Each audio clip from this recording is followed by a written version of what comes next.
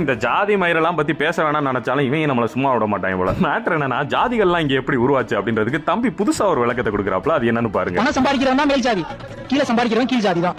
அப்படிதான் பிரிச்சாங்க அப்போ உள்ள காலத்துல. அதனாலதான் நம்ம தாத்தா பாட்டிங்கள அடிமையாவும் நம்ம தாத்தா பாட்டிங்கள மேலாவும் பார்த்தாங்க. பார்த்ததுல 1 நம்பர் தற்குறி இந்த பையன். தெரியலனா 4 பேர்ட்ட கேட்டு தெரிஞ்சுக்கங்கடா, இல்லனா பேசாதீடா. அப்ப அந்த சாணக்கியன், சத்திரியன், சூத்திரன் அதெல்லாம் என்ன கணக்கு சொல்லுவாங்களே, நெத்தில இருந்து பிறந்தவங்க, நெஞ்சில இருந்து பிறந்தவங்க, குஞ்சில இருந்து பிறந்தவங்க. ஜாதிகள் எப்படி உருவாச்சு, யாரால உருவாக்கப்பட்டது அப்படின்ற அடிப்படை அறிவு மயிறு கூட இல்லாம மைக்கு கிடைச்சிருச்சுன்னு என்னத்தையாவது பேச வேண்டியது. நான் மேல் ஜாதியா இருக்குன்னு வச்சுக்கோங்க. நான் மேல் ஜாதியா இருந்துட்டு நான் நல்லா படிக்கிறேன், ஆனா எங்க அப்பா அம்மாவால நல்லா சம்பாதிக்க முடியல, அதனால எனக்கு சீட் கிடைக்காம போயிடும்.